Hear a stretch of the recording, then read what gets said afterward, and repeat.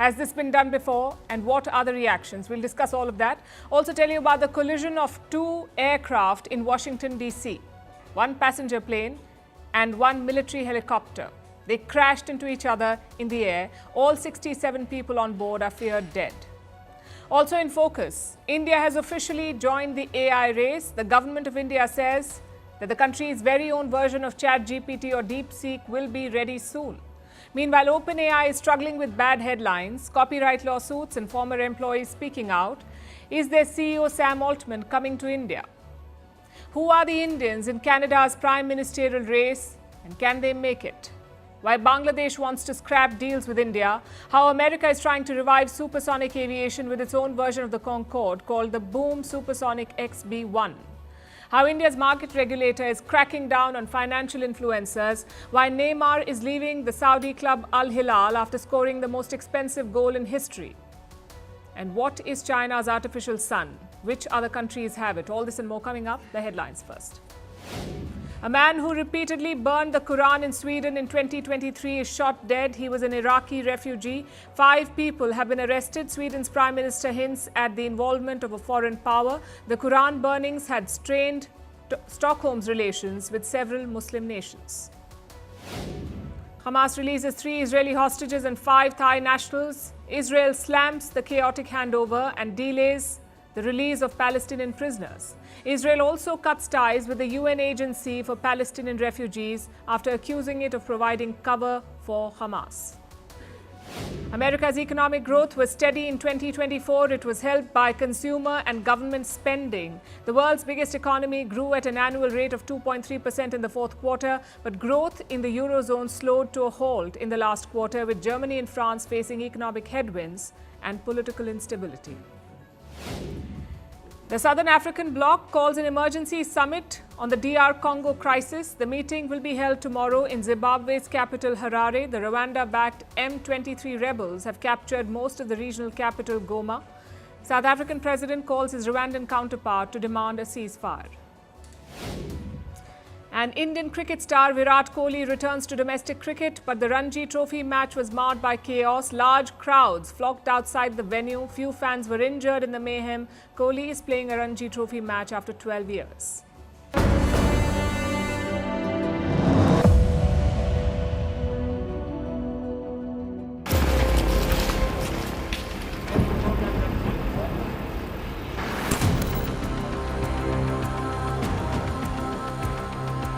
It's a tough place to get out of.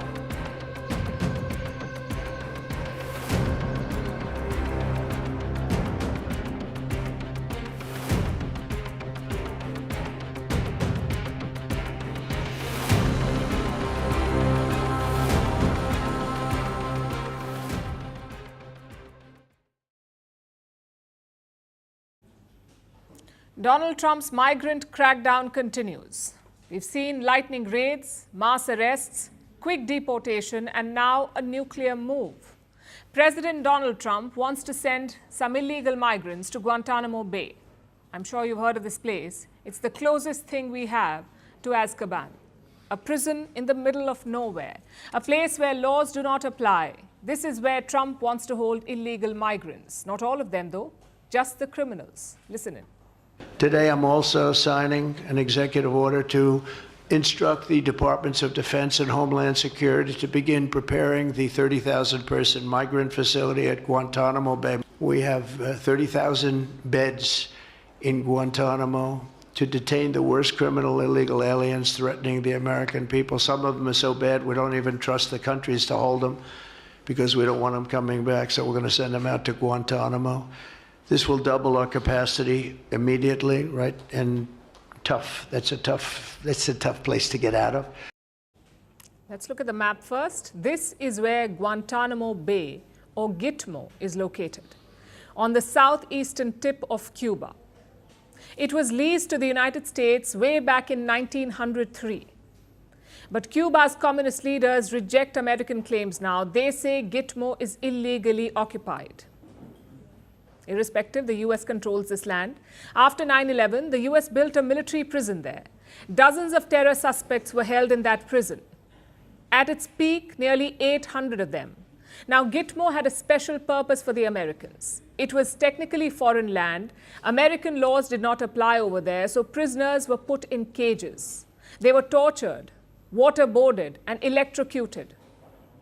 Is that where Trump is sending these migrants? Thankfully, the answer is no. Gitmo also has a migrant detention facility. It is separate from the military prison. And this facility has housed migrants for decades, though very few of them. From 2020 to 2023, only 37 migrants were held at Gitmo.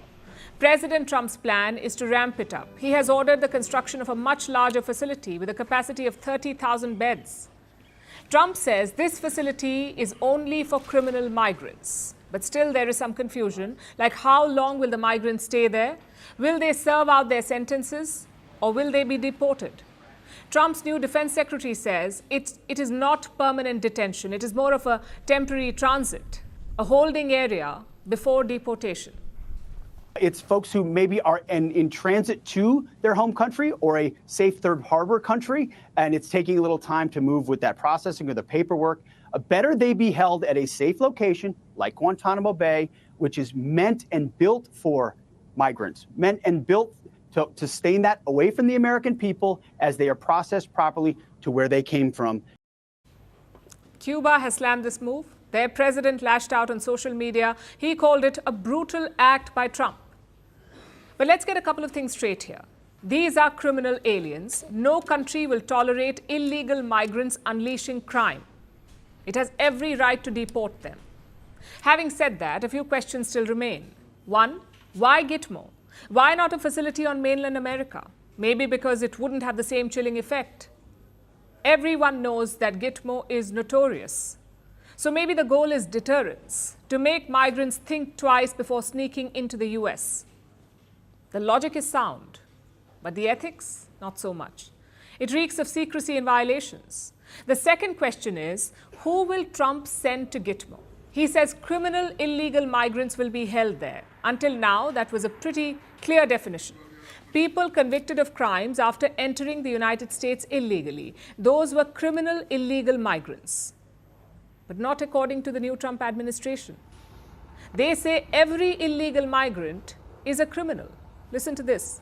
Of the 3,500 arrests ICE has made so far since President Trump came back into office, can you just tell us the numbers? How many have a criminal record versus those who are just in the country illegally? All of them, because they illegally broke our nation's laws and therefore they are criminals as far as this administration goes. I know the last administration didn't see it that way, so it's a big culture shift in our nation to view someone who breaks our immigration laws as a criminal, but that's exactly what they are.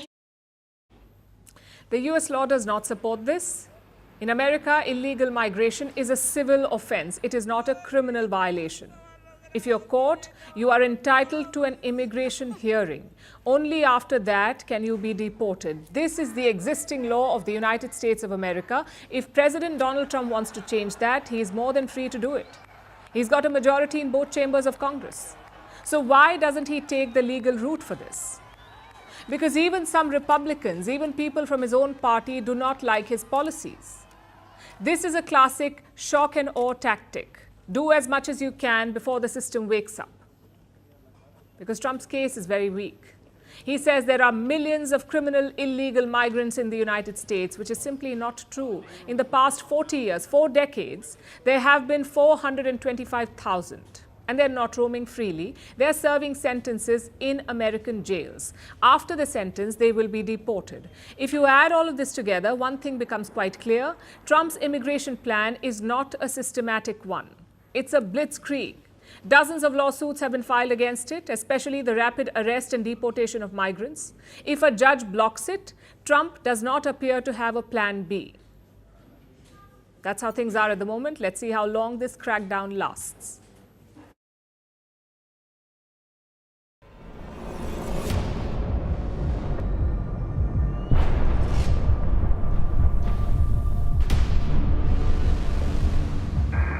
Pass 25, get the Georgia in flight. Pass 25, pass 1 is Georgia.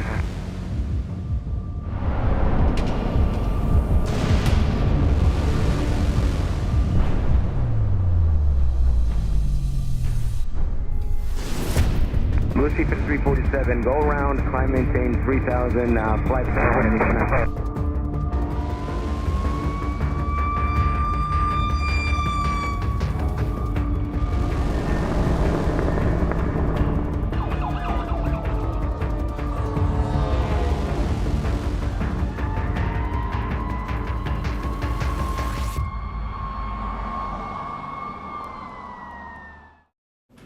A deadly air disaster has taken place in the United States, right in the middle of the capital, Washington, D.C. Two aircraft collided last night, just about 5 kilometers south of the White House.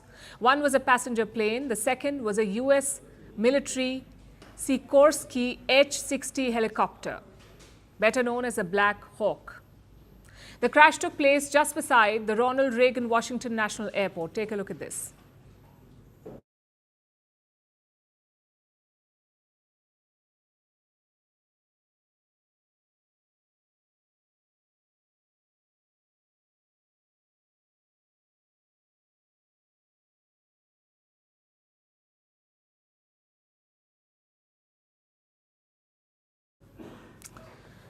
There were 64 people on board the passenger jet. It was a PSA Airlines flight from Wichita, Kansas to Washington, D.C. The journey was almost over. The plane was just about to land. That's when disaster struck. Now let's look at how this unfolded step by step. You can see that the signal was lost meters away from the airport. The plane was approaching the Reagan Airport. It was cleared for landing. Yeah, we can do 33 for Blue 6342. Proceed for 342, that's a Wilson Bridge, change confirm for runway 33, runway 33, clear to land. That was the air traffic control tower at the airport, giving the flight permission to land. It was making its way to runway 33. This runway at an angle with the Potomac River. But just before the plane landed, ATC sent out an alert. ATC, of course, is the air traffic control. This was their warning. Pass 25, this is CRJ in flight. Pass 25, pass one is CRJ. That message was for a U.S. military Black Hawk helicopter. PAT-25 was the chopper's call sign. The Black Hawk was conducting a nighttime drill. It was seen flying towards the PSA jet. So ATC asked the Black Hawk to pass behind it. This is what showed on the radar of the air traffic controller.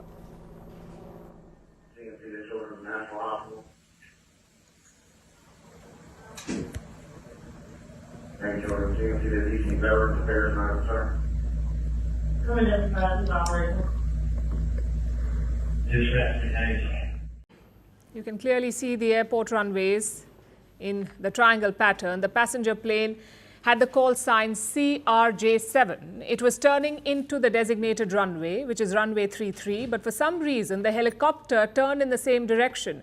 It ended up in front of the passenger plane, leading to a mid-air collision. There was an explosion. Then both aircraft fell into the Potomac River. Emergency services were alerted immediately. 2048, we received an alert from the FAA tower of an aircraft incident involving a commercial aircraft and a helicopter. Our units immediately responded and deployed 3 boats and immediately called for mutual aid resources. Search and rescue teams were mobilized immediately. Helicopters were providing searchlights from above. Divers were deployed on boats, but they faced an uphill task because the water was near freezing. Remember, this is Washington, D.C., the same place where Donald Trump was inaugurated just 10 days ago. He had to be inaugurated indoors because of the cold. The Potomac River is no exception. It has been oscillating between ice cold and frozen solid for days. And that drastically brings down the possibility of survivors. There were 64 people on board the PSA flight, 60 passengers and 4 crew members. The Black Hawk, the military helicopter, had 3 military personnel on board, so 67 people in total. 2 of them were Russian figure skaters, Evgenia Shishkova and Vadim Naumov. They were a married couple. They won the 1994 World Figure Skating Championship. They were on board the PSA Airlines flight along with other Russian citizens. The Kremlin has confirmed their deaths. Unfortunately, we see that this sad information is being confirmed. There were also our fellow citizens. Bad news from Washington today. We are sorry, and we express our condolences to the families and relatives of Russian citizens who lost their lives in this mid-air tragedy. For now, there are no plans for high-level contacts. About 30 bodies have been recovered so far. The operation is still ongoing, but officials say that no survivors are expected. Emergency services are also looking for the black boxes from the aircraft so that they can determine what exactly happened. US President Donald Trump is demanding answers. He put out this post last night questioning the conduct of the helicopter. He believes the collision should have been prevented. But we'll have to wait a while for the official inquiry to finish. We will be tracking this story for you as it unfolds.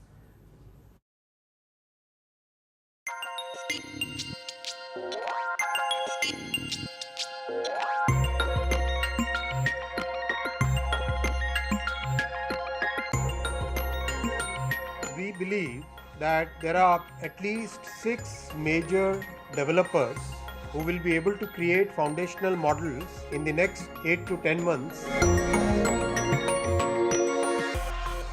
I'm Jin, your personal AI assistant for the journey. China's DeepSeek has shaken the tech world. It has rattled Silicon Valley and led to carnage on Wall Street. It has brought into focus the global race for AI dominance, and it has led Indians to ask, where are we in this race? Now, the government has joined this conversation. It says India is building its own AI model, one that can compete with the likes of ChatGPT. We believe that there are at least 6 major developers who will be able to create foundational models in the next 8 to 10 months on the outer limit and 4 to 6 months on a more aggressive estimate. That was India's IT Minister, Ashwini Vaishnav. He says the government has identified at least 6 developers. They have 4 to 8 months to develop this world-class model, as he put it. The minister did not say who the developers were or what this project will cost. But this is perhaps the most significant declaration of intent from New Delhi. India wants to build an AI model of its own, one that can not only perform like the likes of ChatGPT and DeepSeeks of the world, but also cater to India's cultural diversity, something that is compatible with different Indian languages and may mitigate biases which have been seen in other AI models. That is what India aims to do, but how will it do it? New Delhi is taking a multi-pronged approach. For starters, it is involving private players to procure computer chips, the ones needed to build these AI models. You need special chips for them. Private companies are buying those chips. 10 Indian companies have managed to get almost 19,000 chips. The initial goal was 10,000 chips, to get 10,000 chips to India. But now Indian companies have got almost double the number, 19,000. Now, most of these chips are from NVIDIA, which is an American company, making the most advanced chips in the world. As of today, NVIDIA is the gold standard for AI computing. So 10 Indian companies have got 19,000 NVIDIA chips. Now, the government is planning to consolidate these resources to build a common compute facility. Here, the private sector will use whatever it needs. At the same time, it will contribute to the computing power of the facility. What does that mean? What is a common compute facility? Think of it as a library, which is open to everyone in the community, where anyone can walk in, take a membership at a subsidized rate, and gain access to the books that interest them. The librarian helps you get the books you want. You pay for your membership, and this money is then pooled in to buy more books so that everyone can use them. That's typically how a library works, and that is how the common compute facility will work, with the government of India as its librarian. And anyone can be a member. Students, startups, researchers, companies, everyone will be able to access this facility. They will be able to use its superior computing power, build useful AI tools, and conduct meaningful research. And what's the fee to use this library of chips? Between $1 to $2 per hour. That's less than 200 Indian rupees. The Indian government is offering access to AI chips for barely a few hundred rupees. Globally, the prices are higher. Access to such chips can cost up to $3 an hour. In India, it is 40% cheaper because the government is subsidizing it. So how soon can India start this facility? The government says 10,000 chips can be deployed almost immediately, which is a pretty good number. Remember, ChatGPT was trained using 10,000 chips too. So India has the adequate computing power, enough to at least start building a model. New Delhi is also taking an inclusive approach with this AI project. It plans to deploy DeepSeek on Indian servers. That's the Chinese AI model, DeepSeek. It will now be available on Indian servers. Does this not pose a privacy risk? DeepSeek is, after all, a Chinese model. There are data risks associated with it. So will this move leak India's data to China? Experts say that will not happen. The makers of DeepSeek have released its code, so it is open source and open weight, meaning anyone can access and replicate it and anyone can build on it. It's a bit like Lego. So India wants to use this base to build a different AI model, a model tailored to Indian needs without compromising India's data security. Basically, an Indian version of DeepSeek. Long story short, India is serious about AI development. It has adopted a comprehensive approach. The government is investing resources and funding key projects. It is engaging with the private sector. It is also studying existing models to learn and adapt. India's AI efforts are off to a good start, but it still has a long road ahead. The past few weeks have made one thing quite clear. No single player controls artificial intelligence. For all of America's advancements, there is no monopoly. And India is well positioned to establish itself in this space.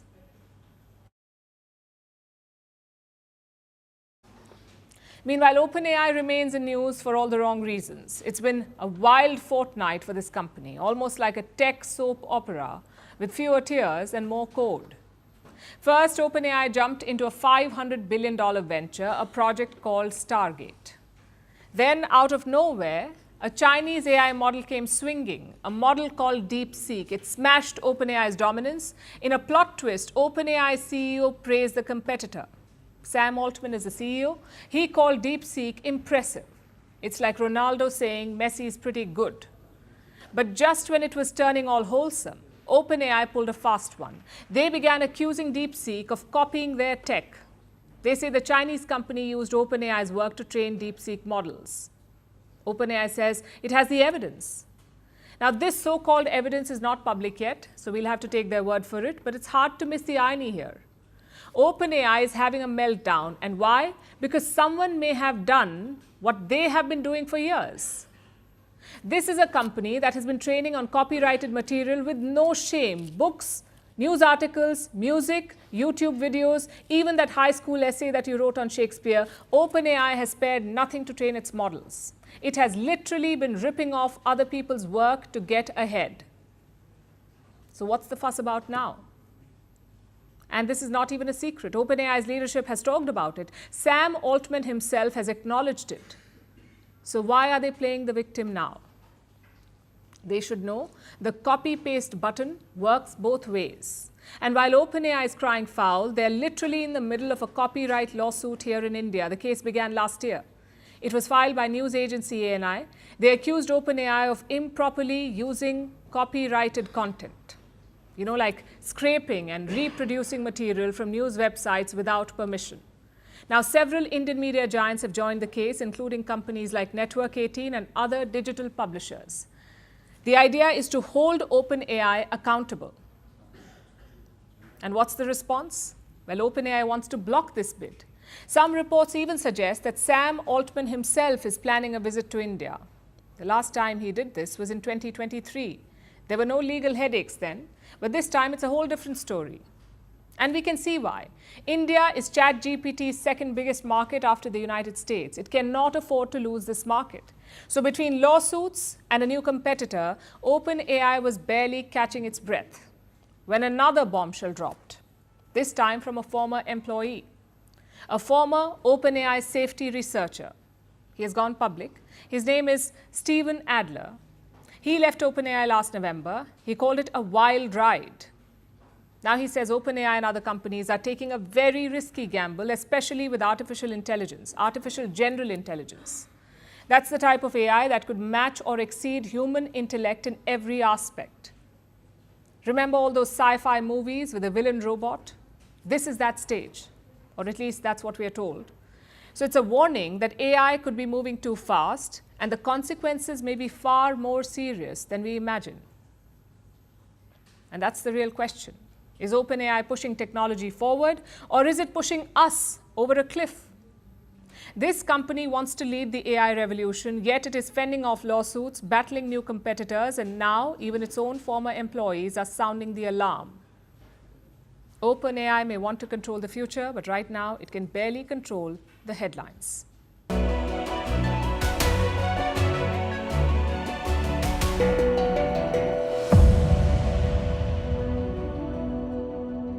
So finally, the Vande Bharat train is in Kashmir, and today, as part of the trial, the train is right now going through this picturesque valley of Kashmir. And my VJ will show you outside these snow-capped mountains, and the sort of mesmerizing view that I'm going to witness on this train journey is unimaginable. It's a trial run of Vande Bharat train, and historic one, given the fact that for the first time, J&K, particularly the Kashmir Valley actually, is going to get connected by train to the rest of the country. It was in the 70s for the first time Jammu got connected with the train to the rest of the country. Before that, history has that it used to go to Sialkot, which is in Pakistan. But now, for the first time, the railway has finally got the Vande Bharat train. You will notice here it has been specially designed.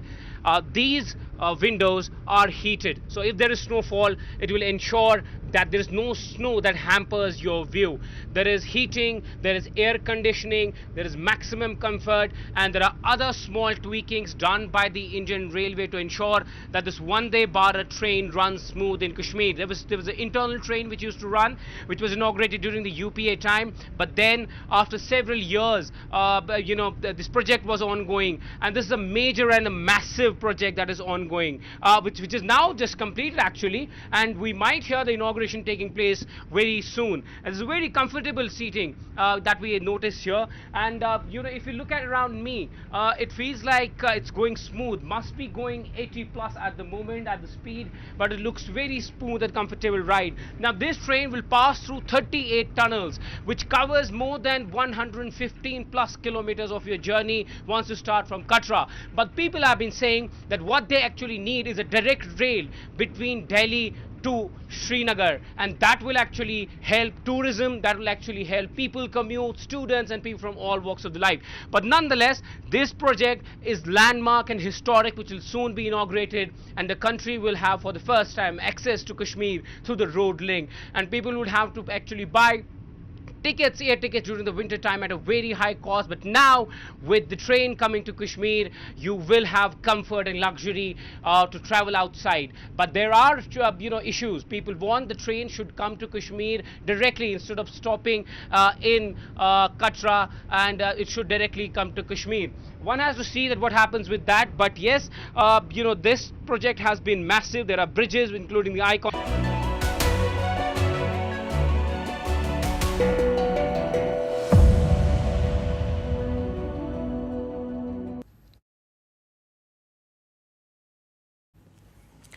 To Canada now, where the political landscape is shifting in a big way. After nearly a decade in power, Prime Minister Justin Trudeau is stepping down, which leaves a major question.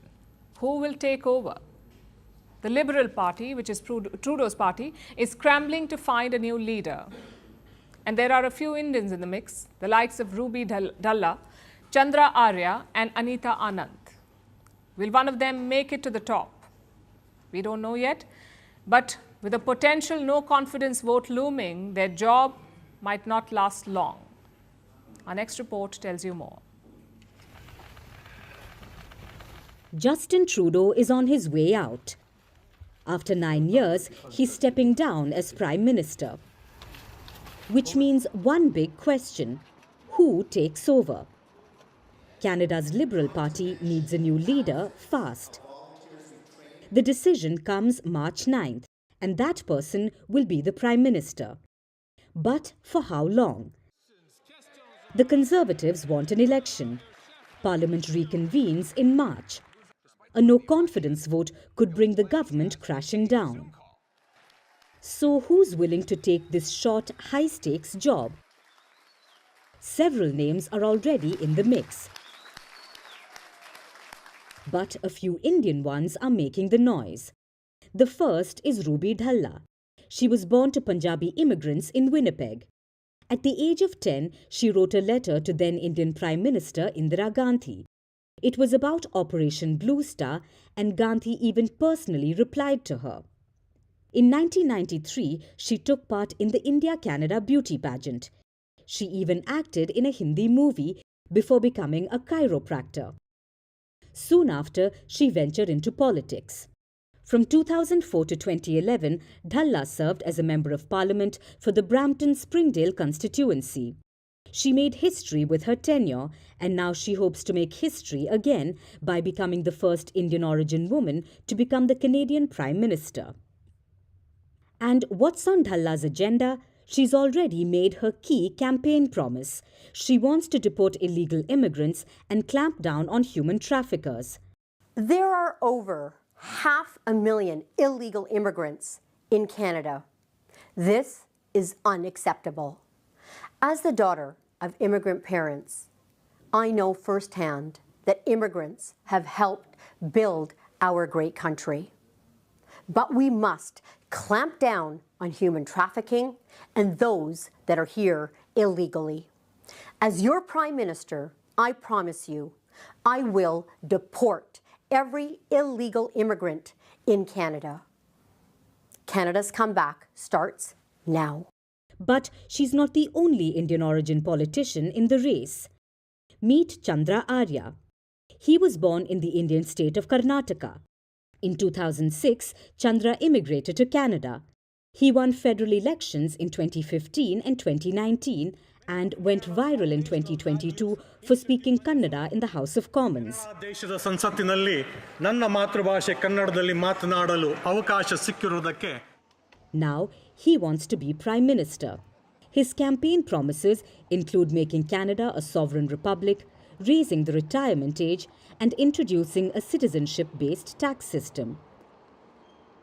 But his campaign hit controversy when he dismissed the importance of the French language, a key requirement for the job. And that seems to have cost him. He has been barred for participating in the race by the Liberal Party. Chandra Arya has called out this decision, raising questions about the legitimacy of the race. The other big name making news? Anita Anand. She was born in Kentville, Nova Scotia.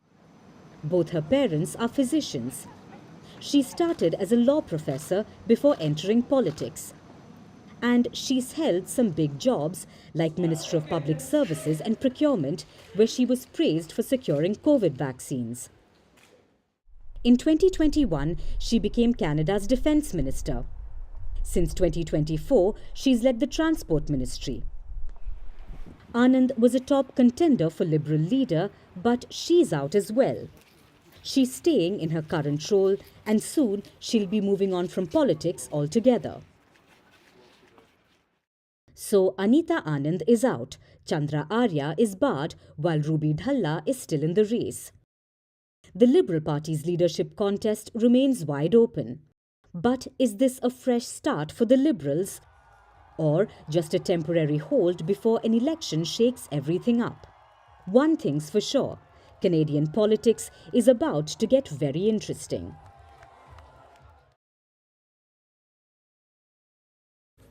Let's turn to Bangladesh now, which is searching for new ways to antagonize India.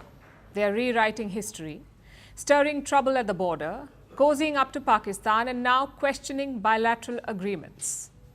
Over the years, Delhi and Dhaka have signed dozens of deals, some of them under Sheikh Hasina, but the Yunus regime is questioning those deals. They say the deals are uneven, meaning they benefit India more than Bangladesh. So their solution? To renegotiate or scrap those deals. That is what Bangladesh's Home Minister is proposing. His name is Jahangir Alam Chaudhry. His main concern is the border. We saw an example of that earlier this month. Dhaka claimed that India was illegally fencing the international border. They blamed it on unfair border deals struck by Sheikh Hasina. So Dhaka wants it reviewed. Next month, a key meeting is scheduled in New Delhi. Chiefs of the two border forces will be holding talks. Dhaka plans to bring a list of complaints. One, that India is illegally building things near the border. Two, that India is shooting Bangladeshis at the border. And three, that drugs are being smuggled from India to Bangladesh. And what is New Delhi's response to this? Well, India has always emphasized on border security, on making the border crime-free. This month, India also summoned Dhaka's envoy. The Indian side explained its position to the diplomat. Let me quote the Indian statement. India conveyed its expectation that all earlier understandings will be implemented by Bangladesh and that there will be a cooperative approach to combating cross-border crimes. So India expects Dhaka to honor past deals. And that's how politics works. Regimes and leaders may come and go, but countries must honor their commitments. If not, what is the point of these deals? Of course, Dhaka's issue is not just the terms of these agreements. It is also political. The Yunus regime has an axe to grind. They feel India propped up Sheikh Hasina's government, so now they want revenge. Look at all their recent moves. Last week, Bangladesh hosted a team of Pakistani spies, 4 ISI officers. ISI is the Inter-Services Intelligence. Before that, Bangladeshi military officers traveled to Pakistan. They met all 3 service chiefs there. The goal here is quite clear: to forge a military partnership with Pakistan, with a country that unleashed genocide on them. Even non-military ties are growing. Pakistan and Bangladesh have started a direct maritime link, so ships can sail directly between both the countries, no pit stops necessary. They're also starting direct flights. Clearly, Dhaka wants a close partnership with Islamabad. Until recently, they also wanted one with the United States. Mohammed Yunus was very close to Joe Biden, but Donald Trump is not a big fan. He called out Dhaka's Hindu abuses last year, but Yunus has more cards to play. Yesterday, he hosted Alex Soros in Dhaka, the son of George Soros. You may have heard of this figure. George Soros is an American billionaire. He funds civil society groups across the world. In India, his role has come under scrutiny. Indian ministers have accused him of meddling in domestic affairs. Yet, Mohammed Yunus was happy to host him. He may not get the same support as he got from Joe Biden, but he's got enough friends in Washington. If you combine all of this, one thing becomes clear. Dhaka is not just diversifying its options, it is actively antagonizing India. Again, the question is, how can New Delhi respond? Last year, the Indian Foreign Secretary visited Dhaka. He called for more cooperation and communication, so clearly India wants things to work out. But we need to be prepared for all eventualities. An unfavorable regime in Dhaka is bad news for India. Illegal migration could speed up, weapons could seep into the northeast, and Pakistan could gain a foothold again. So now is the time to be vigilant. A 2-hour flight from New York to London. For decades now, this has been the promise of the supersonic airline industry. Flights that can travel faster than the speed of sound. But so far, only one aircraft has been able to do this. I'm talking about the Concorde. It was jointly built by the UK and France some 55 years ago, but it was too costly and too noisy. Apparently, when it broke the sound barrier, it also broke windows. So the aircraft was grounded. Since then, the supersonic space has seen slow progress. Now, decades later, supersonic aviation is taking off the ground again. Enter Boom Supersonic XB-1. It has taken a test flight in the United States. It has broken the sound barrier, and it has become the world's first independently developed supersonic jet. Here is a report. The Concorde jet. It was a technological marvel of the late 1900s, a great source of pride for the UK and France, whose aerospace companies built it jointly.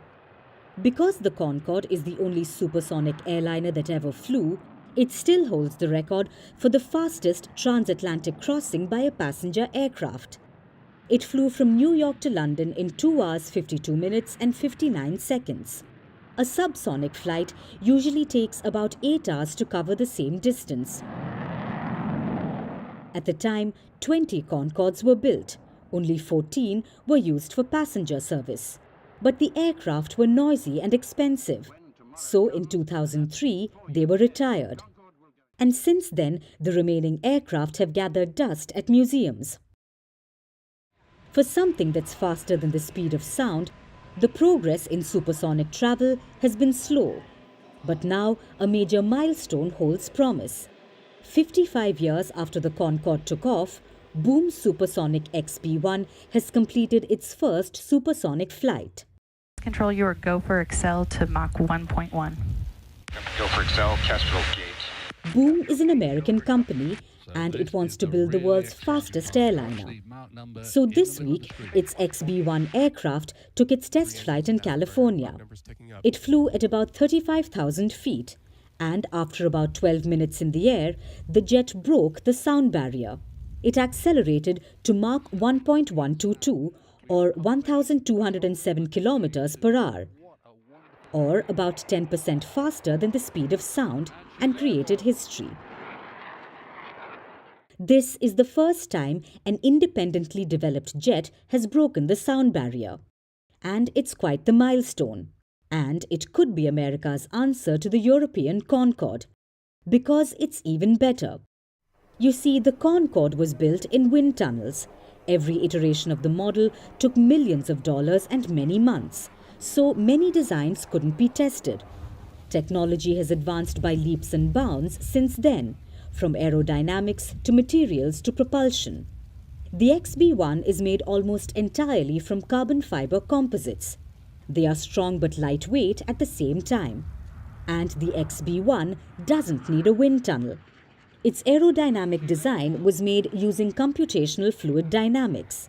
Think of it as a digital wind tunnel where engineers can run the equivalent of hundreds of wind tunnel tests overnight in a simulation. It takes a fraction of the cost. Now, while both the Concorde and XB-1 have a long nose which interrupts the pilot's view, the boom aircraft comes with an augmented reality vision system. It enables runway visibility for the pilots. Boom Supersonic wants this digital engineering win to go commercial. It is a hotly anticipated jet. It already has 130 orders from American Airlines, United Airlines, and Japan Airlines. By the end of the decade, it's expected to carry anywhere from 64 to 80 passengers at Mach 1.7. That's about twice the speed of today's subsonic airliners. And this could mean the travelers would fly anywhere in the world within 4 hours for about $100. So, can the supersonic airline industry get off the ground? Well, the idea has already taken flight.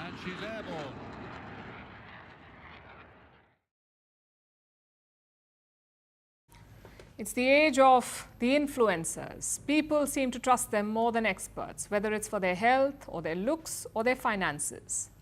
Though that last one is facing pushback, I'm talking about financial influencers, aka finfluencers.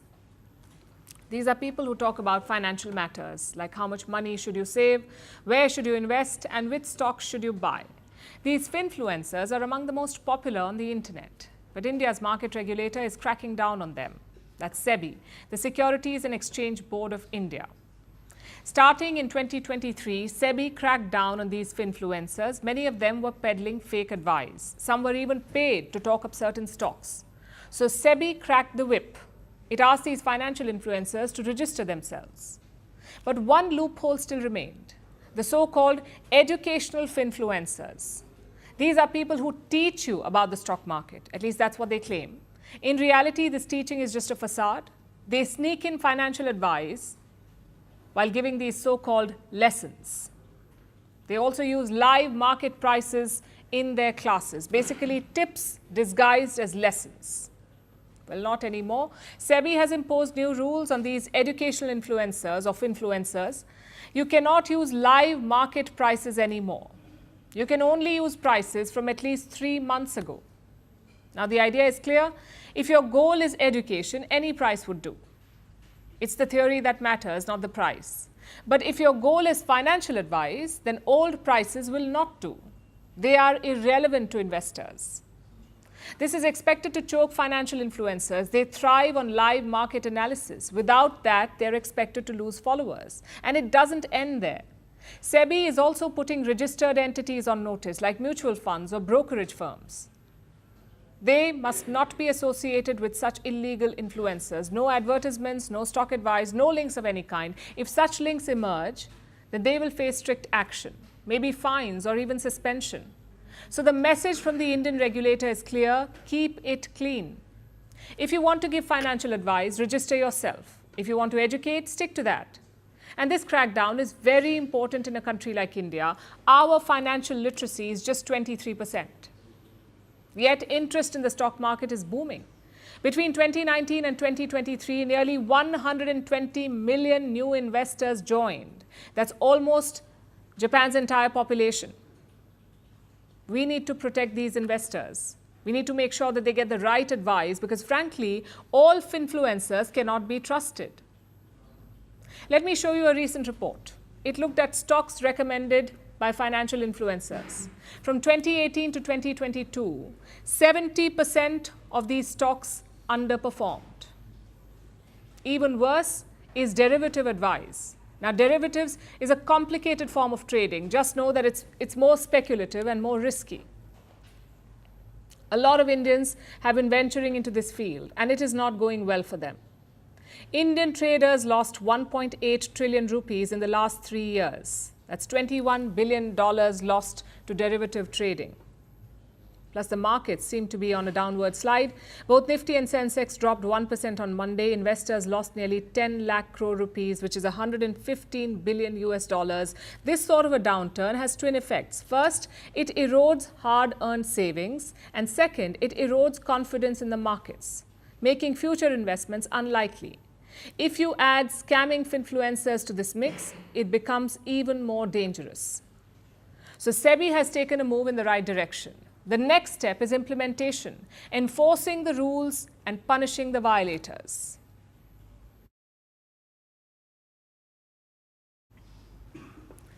Our next story is from the world of football, the real kind, not American. Today we bring you a tale of homecoming after possibly the worst football transfer in history.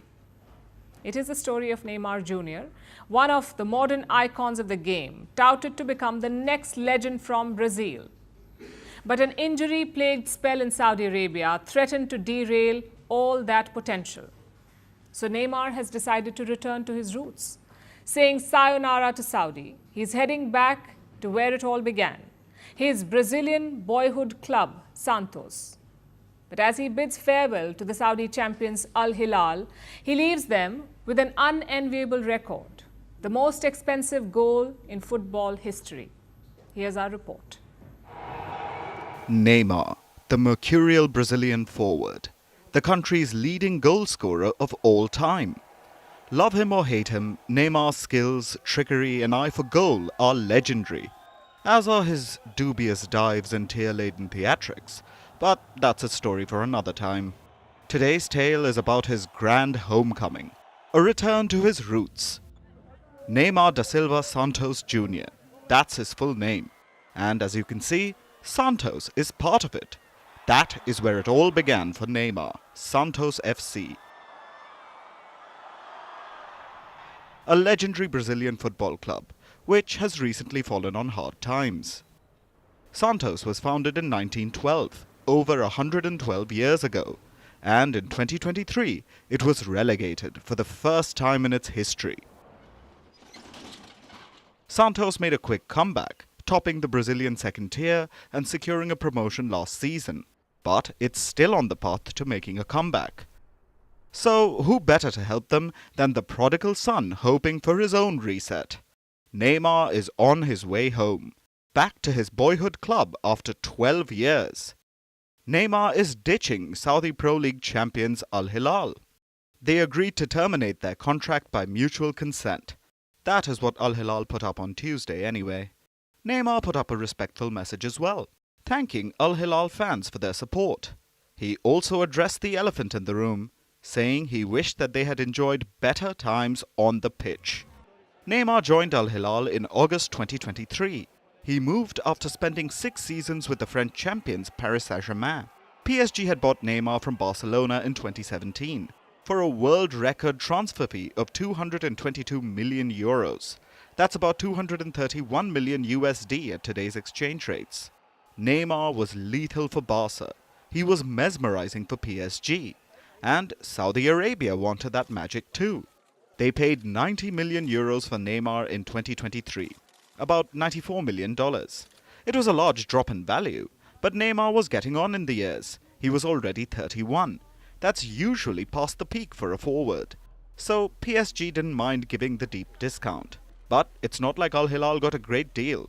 While the transfer fee seemed reasonable, the personal terms were luxurious.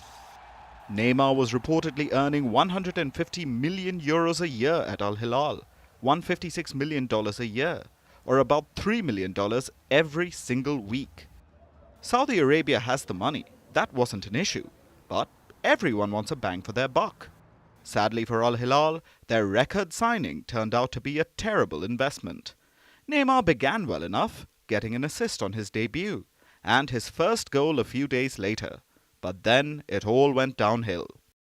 Neymar received a brutal injury while on international duty.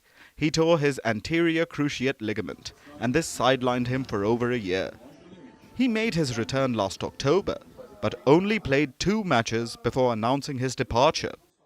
Overall, Neymar scored just 1 goal for Al Hilal in about 18 months. He was unavailable most of the time due to his injury. But that doesn't mean his wages stopped flowing.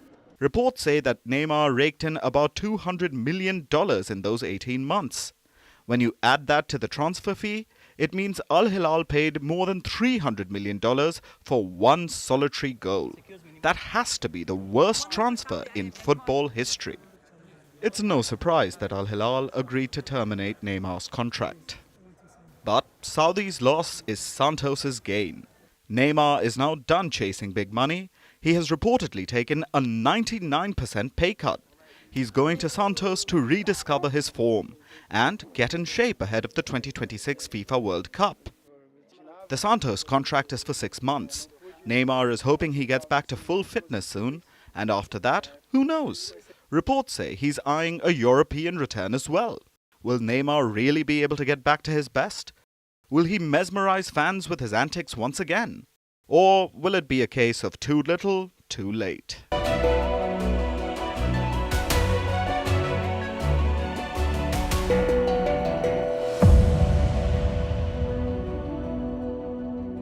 So finally, the Vande Bharat train is in Kashmir, and today, as part of the trial, the train is right now going through this picturesque valley of Kashmir. And my VJ will show you outside these snow-capped mountains, and the sort of mesmerizing view that I'm going to witness on this train journey is unimaginable. It's a trial run of Vande Bharat train, and historic one, given the fact that for the first time, J&K, particularly the Kashmir Valley actually, is going to get connected by train to the rest of the country. It was in the 70s for the first time Jammu got connected with the train to the rest of the country. Before that, history has that it used to go to Sialkot, which is in Pakistan. But now, for the first time, the railway has finally got the Vande Bharat train. You will notice here it has been specially designed. These windows are heated, so if there is snowfall, it will ensure that there is no snow that hampers your view. There is heating, there is air conditioning, there is maximum comfort, and there are other small tweakings done by the Indian Railway to ensure that this Vande Bharat train runs smooth in Kashmir. There was an internal train which used to run, which was inaugurated during the UPA time, but then after several years, this project was ongoing, and this is a major and a massive project that is ongoing, which is now just completed actually, and we might hear the inauguration taking place very soon. And it's a very comfortable seating that we notice here, and if you look at around me, it feels like it's going smooth. Must be going 80 plus at the moment at the speed, but it looks very smooth and comfortable ride. Now this train will pass through 38 tunnels, which covers more than 115 plus kilometers of your journey once you start from Katra. But people have been saying that what they actually need is a direct rail between Delhi to Srinagar, and that will actually help tourism, that will actually help people commute, students and people from all walks of the life. But nonetheless, this project is landmark and historic, which will soon be inaugurated, and the country will have for the first time access to Kashmir through the road link, and people would have to actually buy air tickets during the winter time at a very high cost. But now with the train coming to Kashmir, you will have comfort and luxury to travel outside. But there are issues. People want the train should come to Kashmir directly instead of stopping in Katra, and it should directly come to Kashmir. One has to see that.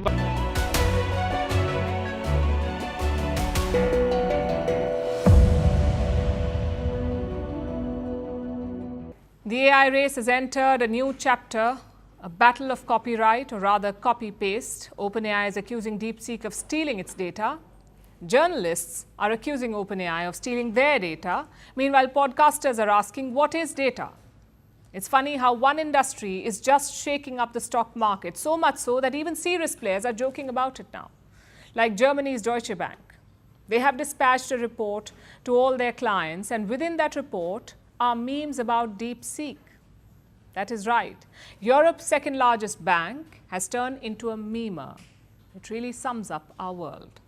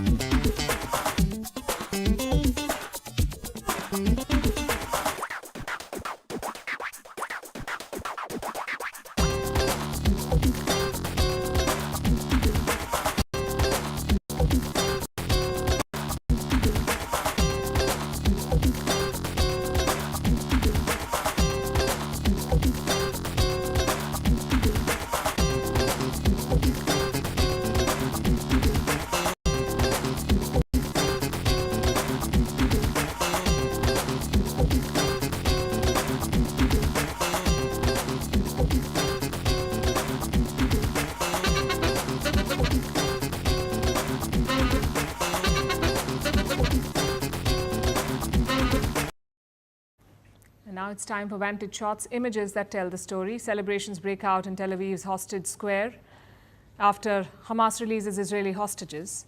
Two strategic Russian bombers conduct an 8-hour-long mission over the Sea of Japan and the Arctic Ocean.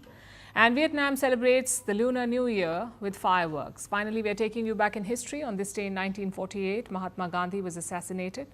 Nathuram Godse shot the father of the nation while he was walking to a prayer meeting in Delhi. A trial court sentenced Godse to death a year later. We're leaving you with that. Thank you for watching. We'll see you tomorrow.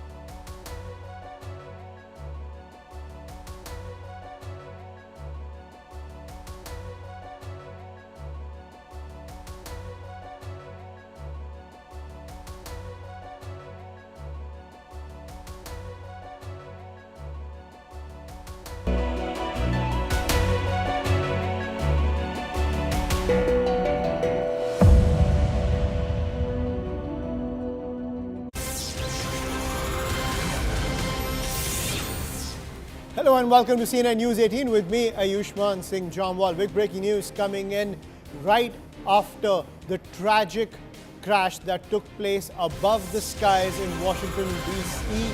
Now what we are learning is that Donald Trump has confirmed to the world that there are no survivors in this tragedy, which he has called